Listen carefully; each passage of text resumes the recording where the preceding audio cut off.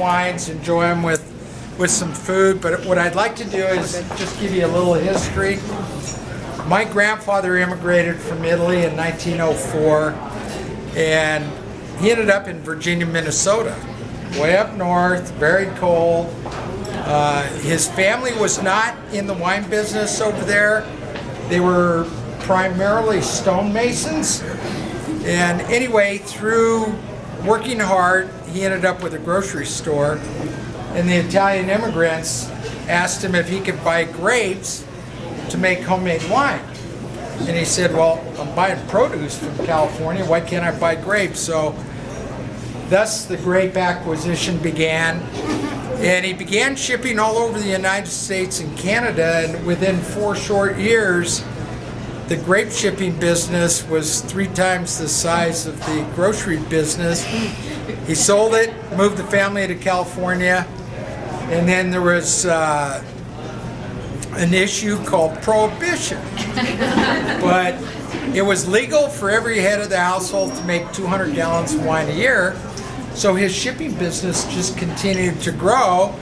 Then we went into the Depression, and anybody who had a nickel bought grapes, made wine so they could drown their sorrows. So he really fared well through those difficult times. And then in 1943, he bought a winery in Lodi.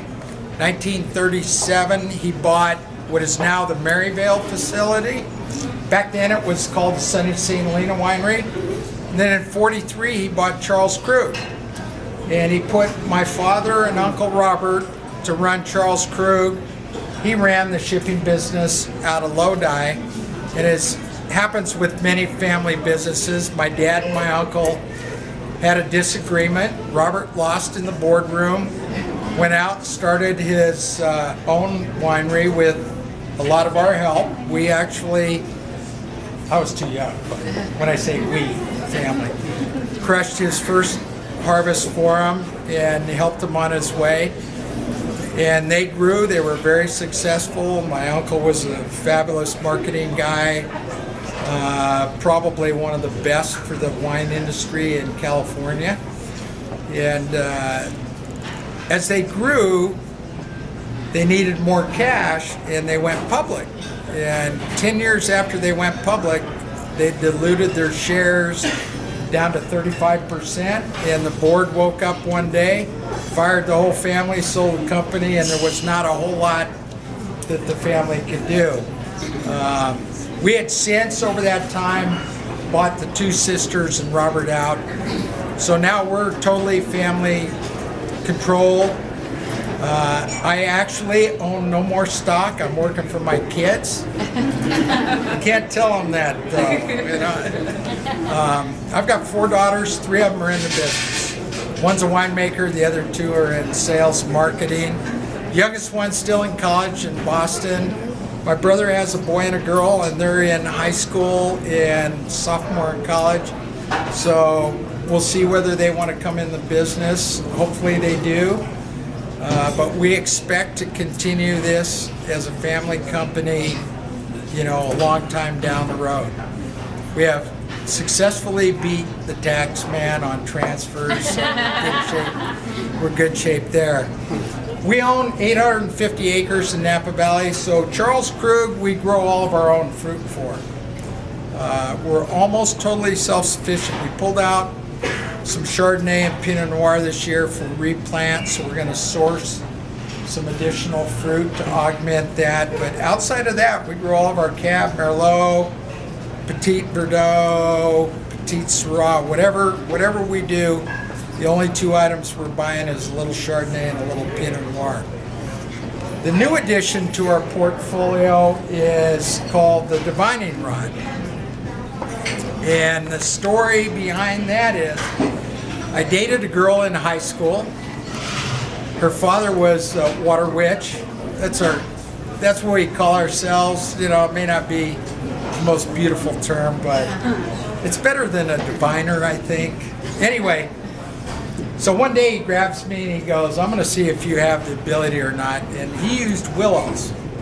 So he gives me this willow fork, and we're walking through the vineyard, and the willows go down. And he goes, you got it. You have the ability. So I went to college, got out, and we needed to find a well on one of our vineyards. So I called Frank Woods, who passed away last year at 94, and he was really the last of the old time guys that did most of the wells. And I told him, I said, Frank, I have the ability, I just don't know what I'm doing. He says, I'll teach you. So I worked with Frank for about 15 years, and now I'm 100% comfortable, because if I tell a guy to drill a hole down there and I don't hit any water and he spends $100,000, he's not going to be a happy camper with me. So early on you're not confident, you're not comfortable. So I always did everything with Frank. If we needed to do something in our vineyards, I'd call him up. You need to tag along, So anyway, he taught me everything he knows. I can use willows, I just don't know what they're telling me. I can use a prism or a pendulum. It works, I just don't know what they're telling me. Frank used these brass rods, and that's what I learned with, and that's what I stick with, because I know what they do. So I'm going to do a little demonstration here. We're not finding underground water streams, but I can find water pipes wherever they exist. Above me, below me, wherever. So if I could have a little room here. All right, Rod, find me the underground water pipes.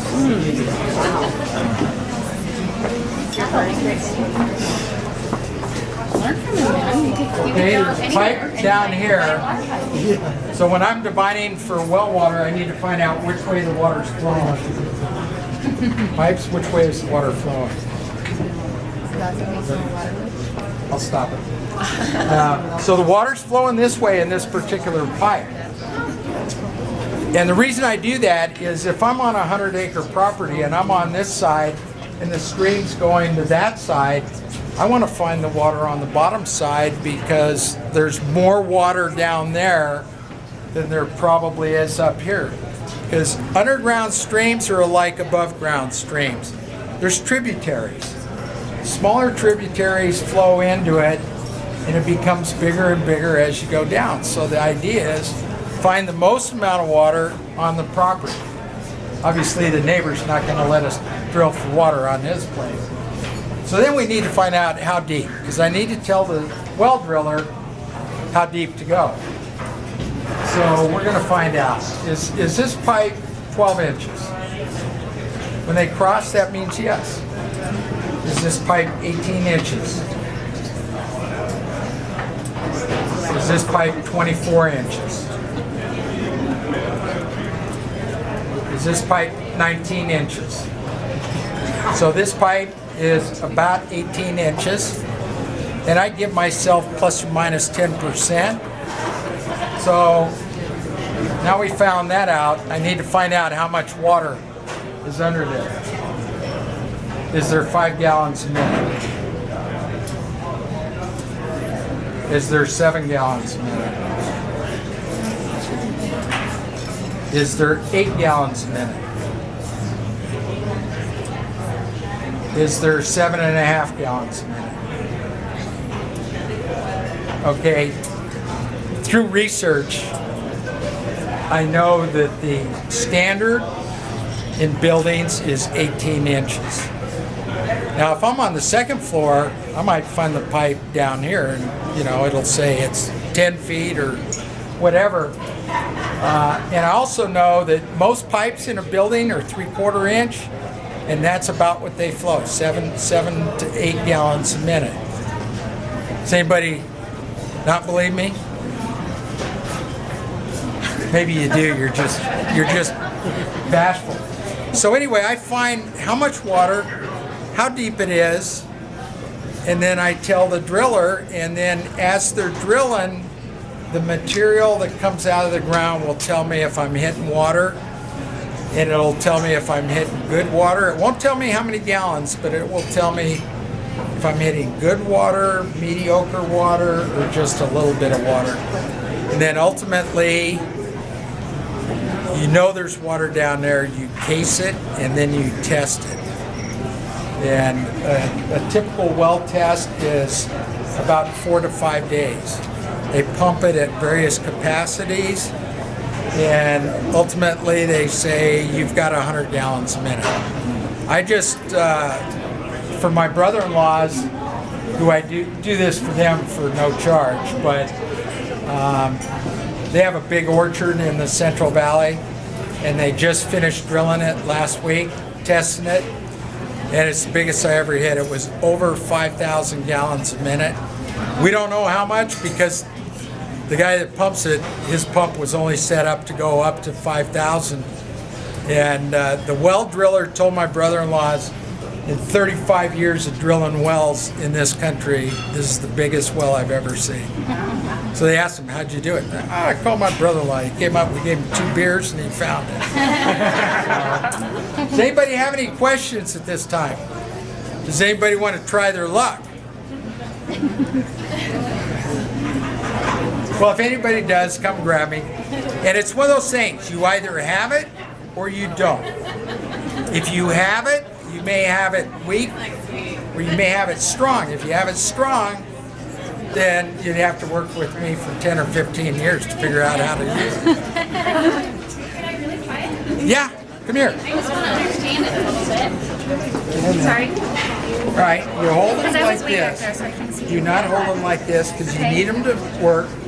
And then I ground it, hold it up, and then ask them to find me the underground water pipe. I may have nothing. Okay. Well, we'll find out shortly. Let me find the underwater ground thing. Hold them parallel. Yep. Now slowly walk.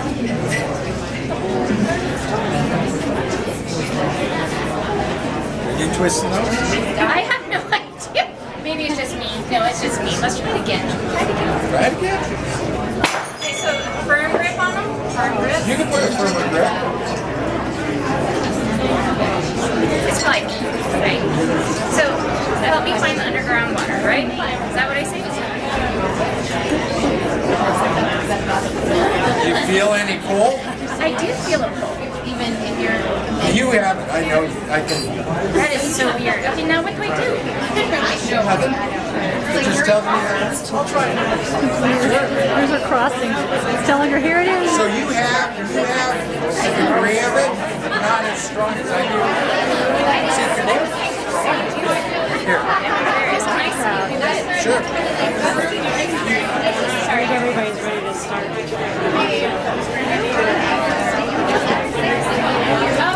See, I know. I've been doing it so long. I know how hard to hold it.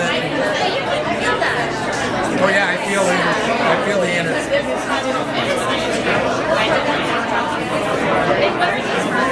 They're just crazy ones. You can buy them at any hardware shop. You can see me in my backyard doing this, okay?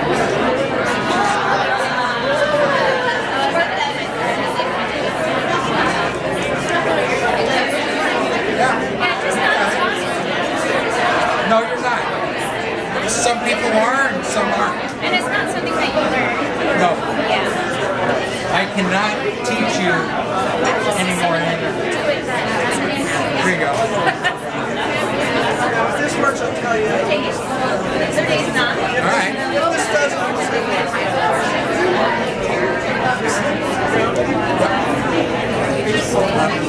Hold them a little firmer and parallel to the ground. I am. Flutter the water. Yeah, you got it. You don't have it strong. No. Okay. And you're holding them down, so it's harder for them. You're swinging against it. You need to try and get it. Like that. Yeah. Parallel to the